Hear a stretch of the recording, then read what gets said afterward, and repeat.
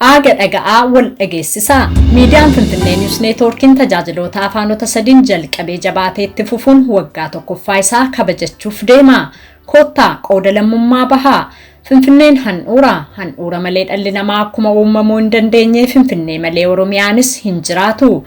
Diinni keenya dhufaa darbaan handhuura keenya dhuunfatanii nummoo irratti nu ormeessaa garbaa fi meeshaa nu taasisaa turan ammas itti jiru. Yeroo biyya abbaa keenya Aardaa Raayyaa Maccaa fi Tuulamaa Qe'ee Booranaa fi Bareentummaa Dirree Caffeetumaa fi Muummee Gadaa galma Odaa Nabee Oromoo irraa fudhachuun maqaalee jijjiiranii duulli ololaa hamaan nurratti geggeeffamaa jirutti maqaa qofa tiksoo osoo hin taane dhaloonni dhugaa ofii baruun biyyaa fi dhugaa isaa beekee akka tifkatuuf Finfinnee News Neetwoorkiin maqaa seenaa qabeessa kanaan miidiyaa moggaafamedha.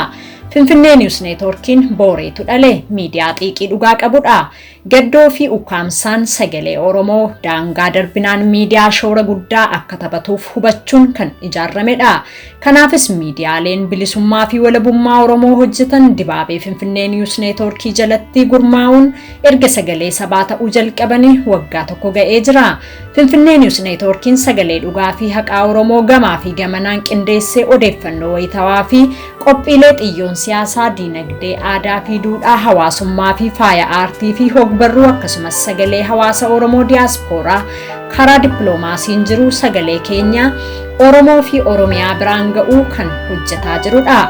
Kana qofa miti sagaleen gaachana sabaa sagalee waraana bilisummaa Oromoo yookiis WBO fi injifannoolee WBO'n goleelee Oromiyaa keessatti galmeessuun saba keenya aardiilee hundarra jiraatuu fi alagaa quba qabsiisuuf kan hojjetudha. Yeroo akkaan barbaachisaa ta'e kanatti Finfinnee News Neetwoorkiin karaa satalaayitii Monaakoo Saat yookiis Yaasaat jedhamuun televiziyoonaan uummata keenya dhaqqabaa waan jiruuf itti fufee hojii gurguddaa akka hojjetuuf gumaachi hawaasa keenyaa guddaa waan ta'eef akka bira dhaabbattanii tinnistan waamicha dhalootaa isiniif goona.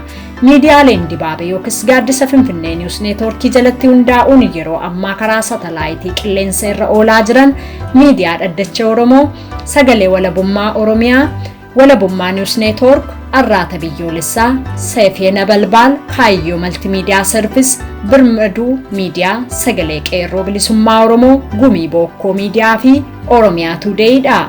Kanaaf koottaa waliin taane miidiyaa saba keenyaa madaaluu fi dhugaa Oromoo dubbatu taasisuuf gumaata keessaniin tinnisaa. Finfinnee News Neetwoorkiin sagalee qabsoo fi qabsaa'otaa.